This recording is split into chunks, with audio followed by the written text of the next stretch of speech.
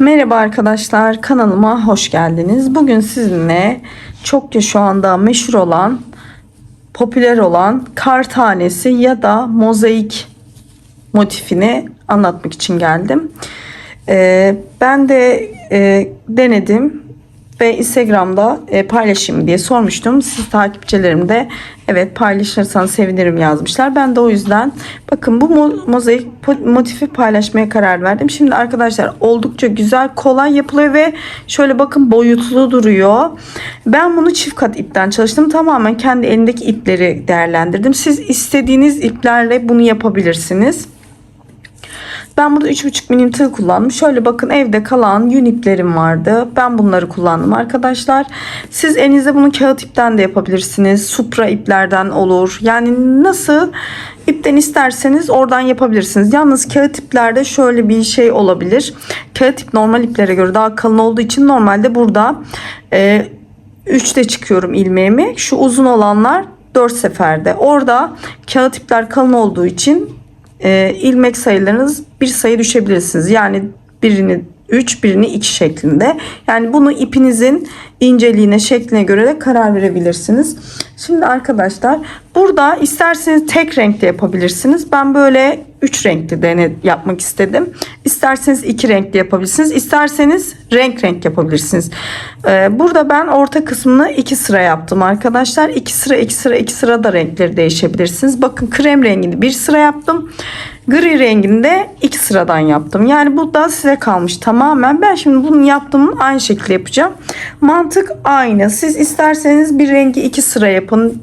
İsterseniz her birinden birer sıra yapıp rengarenk yapabilirsiniz. İsterseniz de bu renk geçişli ipler var. Onlardan yapabilirsiniz. Şimdi arkadaşlar bakın. Ve bunu istediğiniz şekilde istediğiniz kadar büyütüp parçalarını yapabilirsiniz. Bu da size kalmış. Şimdi arkadaşlar bakın bir sihirli halka yapıyoruz. Geçiriyoruz. Sihirli halkamızın içine öncelikle bakın şuraya bunu şöyle bir tutturuyorum. 1 2 3 4 adet zincir çekiyorum arkadaşlar. Bunu da bir trabzan olarak sayıyoruz ve 3 adet 2 üçlü trabzan yapıyoruz. Üçlü trabzanda arkadaşlar tığımızı bir kere doluyoruz, batıyoruz. Tığımızdan 3 seferde ipimizi çıkartıyoruz. Buna üçlü trabzan diyoruz. Şimdi 1 2 3 adet zincir çektik. Şöyle yapalım. 3 adet zincirden sonra tekrar tığımızı doluyoruz. Tekrar aynı boşluğa batıyoruz ve 3 tane daha ikili trabzan, üçlü trabzan yapıyoruz. İkinciyi yaptık.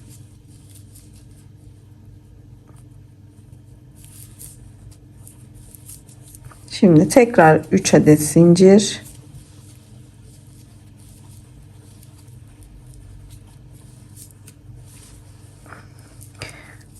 Tekrar 3 tane üçlü trabzan.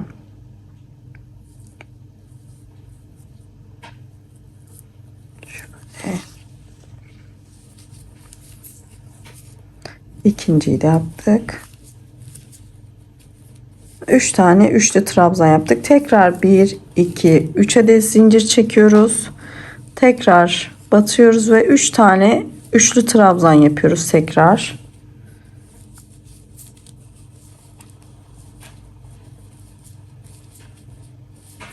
Şimdi arkadaşlar bakın. Bakın 1 2 3 4 grup üçlü trabzan yaptık. Şimdi şu sihirli halkamızı biraz çekiyoruz ama çok da sıkı çekmiyoruz. Çünkü bir sonraki sırada buradaki boşluğa ihtiyacımız var. O sırayı bitirdikten sonra bunu iyice sıkacağız. Şimdi 1 2 3 adet zincir çekiyoruz. Burada bakın zincir çekmiştik ya 4 tane. Onun en başındakine batıyoruz ve iplik kaydırma yöntemiyle bakın zincirimizin tepesine batıyoruz. Şöyle batıyoruz ve iplik kaydırmayla kaydırıyoruz. Şimdi bizim bu tarafa geçmemiz lazım. Bakın şuradaki boşluğa. Bunun için burada iplik yürüterek boşluğa ulaşıyoruz arkadaşlar. Her birinin şöyle trabzanın üstünden şöyle ipliğimizi kaydırarak boşluğa geliyoruz. Geldik bakın. Dediğim gibi burayı çok sıkmayın. Sonra bu işlem bitince sıkacağız. Burada tekrar 1, 2, 3, 4 adet arkadaşlar. Bu başlangıçlarda 4 adet zincir çekiyorum. Çünkü birleştirmede burada bunun tepesine battığımız için burası 3 adet kalmış oluyor. Şimdi bakın arkadaşlar, bunu bir trabzan olarak kabul ediyoruz. Tığımızı burada 2 sefer doluyoruz. Şimdi şurada bakın, şu aradaki boşluğun tığımızı batırıyoruz ve şöyle arka kısmından doğru bu halkanın içinden çıkıyoruz. Burada tığımızdan 4 seferde çıkaracağız ipimizi. 1, 2, 3 ve 4. Bakın. Şimdi hemen bu boşluğa tekrar tığımızı doluyoruz. Şuraya yine batıyoruz ve üçlü trabzan yapıyoruz. 1, 2, 3. Şimdi aynı boşluğun içine 1, 2, 3 adet zincir çekiyoruz. Tığımızı doluyoruz. Tekrar aynı boşluğun içine batarak üçlü trabzan yapıyoruz. Şimdi köşelerimizi oluşturacağız böyle. Şimdi tekrar tığımızı 2 kere doluyoruz. Tekrar buradan batıp boşluğun, bakın şöyle arkadan doğru iç kısmına geçiyoruz. Tekrar ipimizi alıyoruz ve 4 seferde 1, 2, 3 ve 4. 4 seferde tığımızdan çıkıyoruz. Tekrar tığımızı doluyoruz. Aynı boşluğa, bakın bu ortadaki boşluğa değil, şu aralarda yaptığımız boşluklardan bahsediyorum. Oraya tekrar bir 3 trabzan yapıyoruz. Şimdi köşemiz oluştu. Dediğim gibi bu ipimizi bu sırayı tamamladıktan sonra kapatacağız. Sorun değil yani o. Şimdi tığımızı doluyoruz. Hiç zincir çekmiyoruz. Şimdi buradaki boşluğa geçeceğiz. Aynı şekilde buraya batıyoruz. 1, 2, üçlü trabzan yapıyoruz. Tekrar tığımızı 2 kere doluyoruz arkadaşlar. 1, 2. Tekrar bakın bu boşluktan girip arkadan doğru şu gövdedeki boşluktan çıkıyoruz. Arkadan doğru içeri girip tekrar 4 seferde 1, 2, 3, 4. 4 seferde tığımızdan çıkarıyoruz. Tekrar tığımızı, ipliğimizi doluyoruz ve hemen yine aynı boşluğa, buraya değil arkadaşlar, bakın üstteki şu boşluğa, sadece bu uzun 4 seferde çıktığımız trabzanları buradaki boşluktan çıkıyoruz. Diğer 3 üçlü trabzanlar bu aralardaki boşluklarımızda oluyor. Buraya bir üçlü trabzan yapıyoruz. Tekrar 1, 2, 3 adet zincir çekiyoruz. Tekrar aynı boşluğa üçlü trabzan yapıyoruz. Bir tane. Bu sıra bizim köşe sıralarımız oluyor arkadaşlar. Köşe belirleme sıralarımız. Tekrar tığımızı doluyoruz 2 sefer. Şimdi ana büyük boşluğun içine gireceğiz. Bakın buradan batıp arkadan doğru geliyoruz. Tığımızı alıyoruz, ipimizi ve 4 seferde 1, 2, 3, 4. Şimdi tekrar tığımızı doluyoruz. Hemen yanındaki boşluğa tekrar bir adet üçlü trabzan, 3. Bakın köşelerimiz oluşuyor. Şimdi arkadaşlar tığımızı doluyoruz. Tekrar buradaki boşluğa geliyoruz. Bir adet üçlü trabzan yapıyoruz. 1, 2, 3. Tığımızı 2 kere doluyoruz. Şimdi bu büyük boşluğa, buradaki boşluktan girip arkadan doğru çıkıyoruz ve 4 seferde 1, 2, 3 ve 4 yukarı çıkıyoruz. Tekrar tığımızı doluyoruz. Aynı boşluğa, yani yukarıdaki buradaki boşluğa üçlü trabzan yapıyoruz. Evet, şimdi 3 adet zincir çekiyoruz. Köşelerimizi oluşturacağız. Ve tekrar aynı yere batıyoruz. Üçlü trabzan. Tekrar tığımızı 2 kere doluyoruz. Şu ortadaki boşluktan tekrar giriyoruz. 4 seferde 1, 2, 3, 4. 4 seferde yukarı çıkıyoruz. Tekrar bir adet üçlü trabzan yanına yapıyoruz ve diğer köşemize geçiyoruz. Bakın köşelerimiz oluşuyor. Tığımızı doluyoruz. boşluğa batıyoruz. Üçlü trabzan önce, sonra tığımızı 2 kere doluyoruz. Büyük boşluk içinden geçiyoruz. 4 seferde buradan çıkıyoruz. Tekrar yanına üçlü trabzan. Tekrar 1 2 3 adet zincir. Aynı yere batıyoruz. Üçlü trabzan yaparak yukarı çıkıyoruz. Tekrar 2 kere doluyoruz. Aynı boşluktan giriyoruz ve 4 seferde tığımızdan çıkartıyoruz ipimizi. Tekrar yanına üçlü trabzan yapıyoruz. Evet arkadaşlar, bakın köşelerimizi yaptık. Bu ipimizi birazdan çekeceğiz. Şimdi burada bakın zincirle başlamıştık. Tığımızı zincir çekmeden direkt şu köşedeki bakın zincirimizin tepesine batıp ilmek kaydırma yapıyoruz. Şimdi arkadaşlar bunu şöyle çekebilirsiniz. Ortada boşluk kalmasını istemiyorsanız bunu iyice yapabilirsiniz. Ben bunu genelde motifin sonunda arkadan yürüterek bağlıyorum. Şimdi şöyle bakın kapattım. Şimdi ipi buradan keseceğim. Diğer rengimi geçeceğim ama direkt buradan kesmek istemiyorum. Şöyle bir tane yandan yürüteyim. Hani ip şey olmasın, görünmesin diye. Ben direkt şu boşluğa kadar yürütüyorum arkadaşlar ipimi. Bakın. Evet. Buraya kadar yürüttüm. Şimdi ipimi keseceğim. Diğer rengimi geçeceğim. Dediğim gibi bu ipi sonra motifim bitince buradan sabitliyorum. İyice sıkıştırıyorum. Bakın bu arada boşluk kalmamış oluyor. Tabi bu kağıt ipte böyle imkanı olmaz. Çünkü kağıt ip biliyorsunuz sert bir ip. Normal yün ip olduğu için bu da arada boşluk kalmadan bunu yapabiliyoruz. Şimdi diğer ipime geçiyorum arkadaşlar. Şimdi krem rengi. Bunu da ben çift kat çalıştım. İp inceydi çünkü. Dediğim gibi siz istediğiniz tarzda ip de yapabilirsiniz. Nasıl istiyorsanız.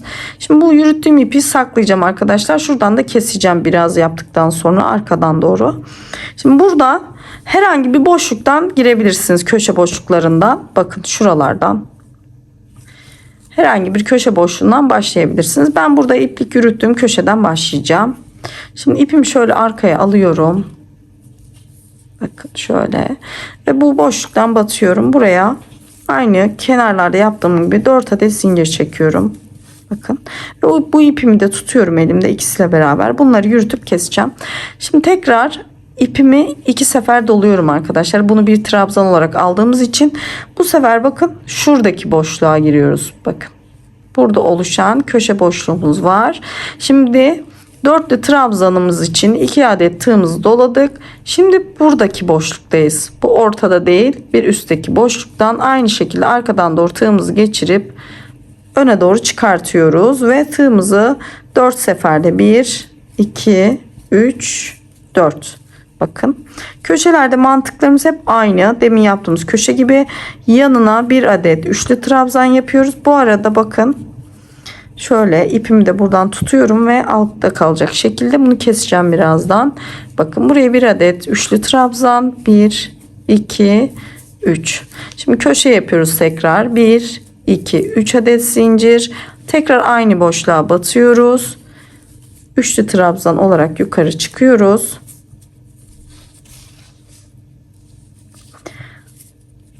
Bakın tekrar tığımızı 2 kere doluyoruz.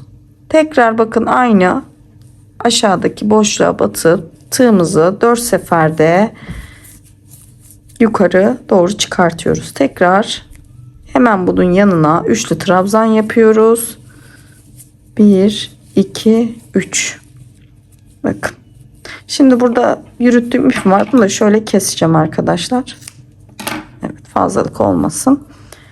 Şimdi arkadaşlar buradaki boşluktayız. Yani burada artışlarımız olacak. Bunu da tığımızı zincir çekmeden doluyoruz. Bakın şuradaki birleşim yerindeki yani boşluğumuza batıyoruz. Bir adet üçlü trabzan yapıyoruz. 1 2 3. Şimdi tekrar tığımızı 2 sefer doluyoruz. Şu aradaki bakın arkadaşlar şu çıkıntılar bu sayede oluyor. Hep bir alttaki bu şeylerin trabzanların arasından girerek oluyor bu görüntü. Şimdi 2 kere tığımızı doladık. Şu altta 3 adet, bakın 1 2 3 adet üçlü trabzanın ortasındaki, şu karıştırmayın bakın arkadaşlar, bunu ben ilk öğrenirken de karıştırdım. Şu dörtlüleri saymıyorsunuz. Bakın bu arada bizim yaptığımız 1 2 3 adet üçlü trabzan var. Onun ortasındakinin şu şekilde bakın batıyoruz ve arkasından dolanıyoruz. Yani tığımızı, trabzanı şöyle arkasından dolandırıp önüne çıkarıyoruz. Buradan ipimizi alıyoruz. 1 2 3 4 seferde çıkıyoruz. Tekrar tığımızı doluyoruz. Buradaki tekrar bakın yaptığımız boşluğa tekrar bir üçlü trabzan yapıyoruz. Bakın bunlar bu şekilde oluşuyor. Tekrar köşeye geliyoruz. Bakın şurada köşedeyiz. Tığımızı doluyoruz. İlk önce bir adet üçlü trabzan, tığımızı 2 kere doluyoruz. Şuradaki boşluktan tığımızı arkadan dolandırıp ön tarafa çıkarıyoruz. Dörtlü trabzan, yani tığımızdan 4 seferde ipimizi çıkarıyoruz. Tekrar aynı boşluğa üçlü trabzan. Köşelerimizi zaten artık öğrendiniz. Köşelerimiz bu şekilde oluyor. Şimdi 3 adet zincir çekiyoruz. Tekrar aynı boşluğa batıp üçlü trabzan yapıyoruz. Tekrar tığımızı 2 sefer doluyoruz. Tekrar aynı yerden çıkararak dörtlü trabzan yapıyoruz. Dediğim gibi bu ipin cinsine göre de bu değişebilir. Mesela kağıt ipte burada dörtlü trabzan değil de üçlü trabzan. Diğer üçlü trabzan yaptıklarımızı ikili trabzan olarak yapabilirsiniz. Evet arkadaşlar, tekrar bakın köşemizi yaptık. Şimdi tığımızı doluyoruz. Bakın şu ortadaki arttırım yerine geldik. Buraya da tekrar batıyoruz. 3 seferde üçlü trabzan yapıyoruz. Tekrar 2 kere doluyoruz. Buraya ilk başlarda karıştırılabiliyor. O yüzden tekrar gösteriyorum. Bakın bu alttaki yaptığımız şu kenar dörtlüleri saymıyoruz. Bakın 1, 2, 3. Bu 3 tane üçlü trabzanın ortasındaki trabzana batıp arkasından dolanıyoruz. İpimizi alıp 4 seferde çıkacağız arkadaşlar. Yani dörtlü trabzan. 1, 2, 3, 4. Tığımızı tekrar doluyoruz. Şimdi yukarıdaki yaptığımız boşluk yere üçlü trabzan yapıyoruz. Ve bakın buralardan arttırmamız oluyor. Tekrar köşeye geçiyoruz. Köşelerimiz zaten artık bakın. Şimdi şuradaki boşluğa tekrar buradan 4 trabzan olarak yukarı çıkıyorum. Tekrar tığımı dolup aynı boşluğa üçlü trabzan. Tekrar 1 2 3 adet zincir, aynı boşluğa üçlü trabzan olarak yukarı çıkıyorum. Tekrar doluyorum. Tekrar aynı boşluğa batıp aşağıdaki ve dörtlü trabzan olarak yukarı çıkıyorum. Tekrar yanına üçlü trabzan yapıyorum. Arkadaşlar video hızlı geliyorsa burada videonun ayarları var. Belki bilmiyor olabilirsiniz. Kendi izlediğiniz, mesela orada hızı yavaşlatıp hızlandırma seçeneği var. Oradan da yavaşlatabilirsiniz. Tekrar ortadaki arttırma yerine geldim. Tığımı doladım. Üçlü trabzanla başlıyorum. Tığımı 2 kere doluyorum. Şu alttaki bakın 1 2 üçlü olan trabzanımın ikincisinin ortasından batıyorum arkadan doğru. 4 seferde yukarı çıkıyorum. Tekrar yukarıdaki boşluğa batıp üçlü trabzan yapıyorum yanına ve köşeye geçiyorum. Son köşem. Üçlü trabzan 2 kere doluyorum ve dörtlü trabzan halinde yukarı çıkıyorum.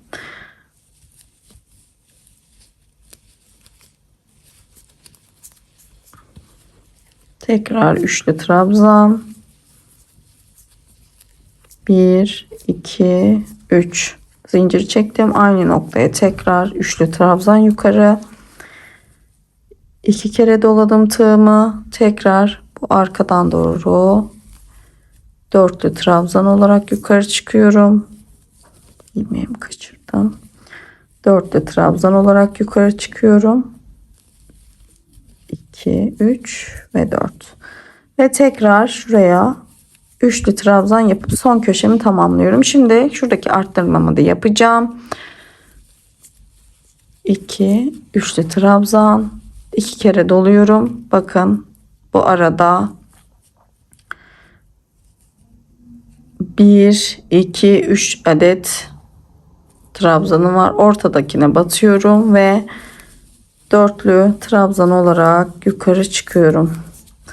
Sonra tekrar yanındaki şuradaki başlığa üçlü trabzan yapıyorum.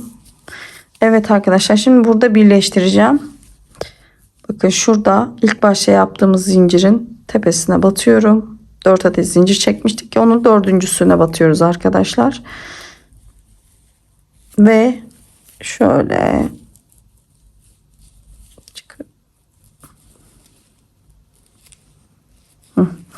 ilmek kaydırma yöntemiyle kaydırdım.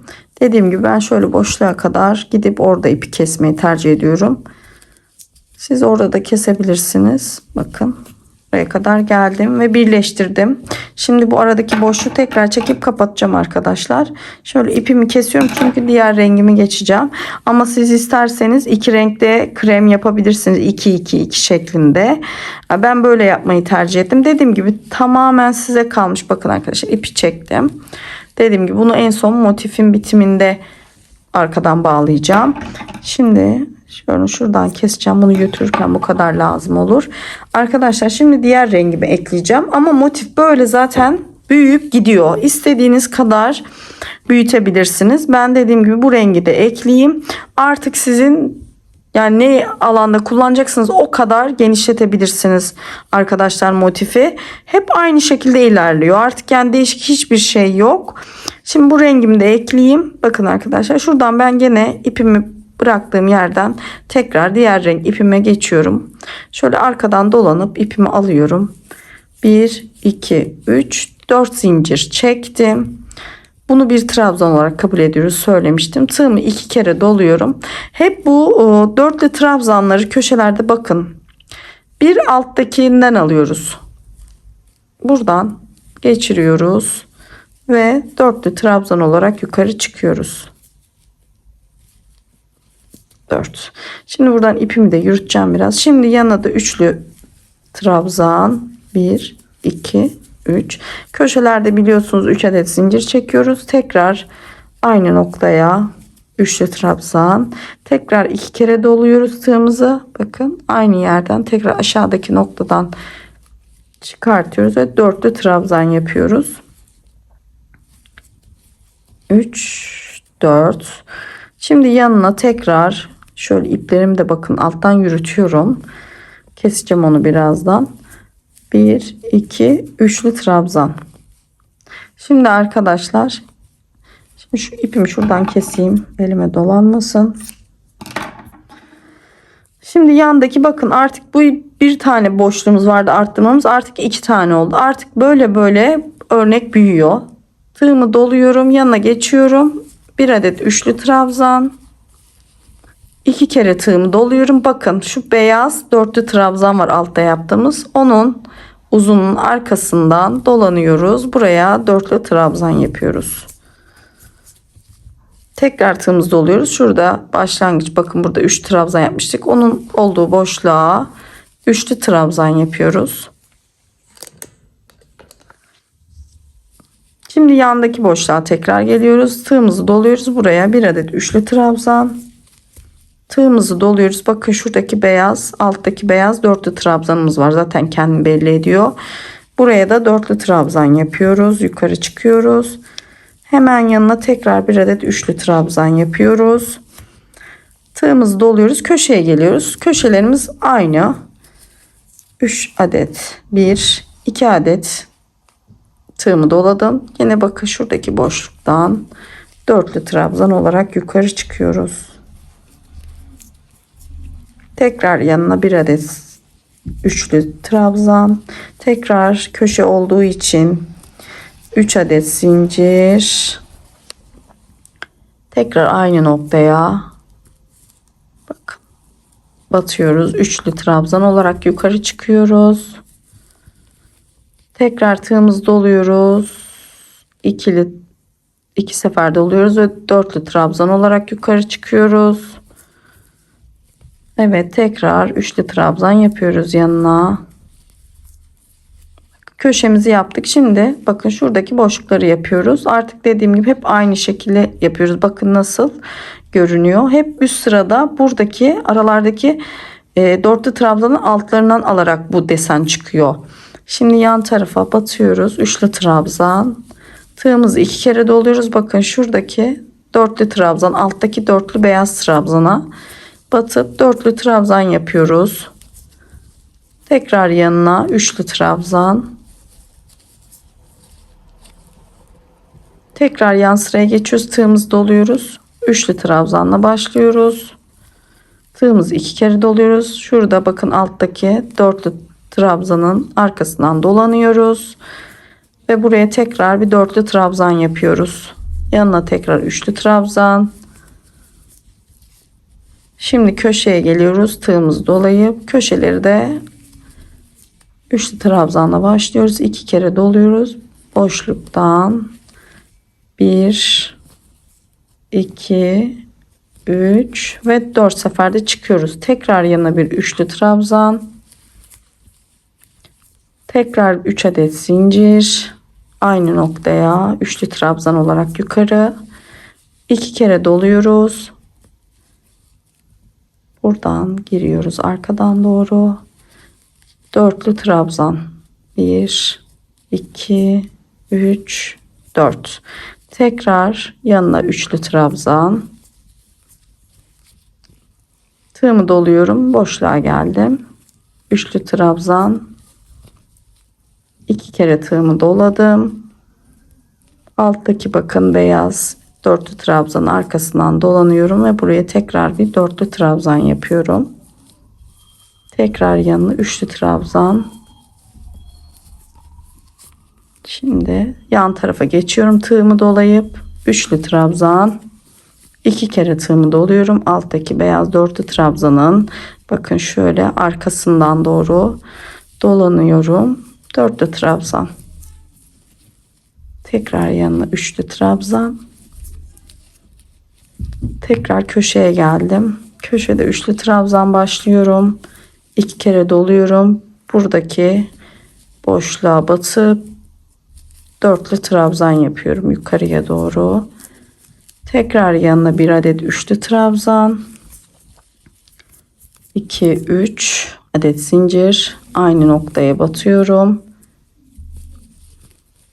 Üçlü trabzan olarak yukarı çıkıyorum. 2 kere dolayıp tekrar dörtlü trabzan yapacağım şu ortaya. 1 2 3 4. Tekrar yanına üçlü trabzan. Evet, aradaki boşluklardayım.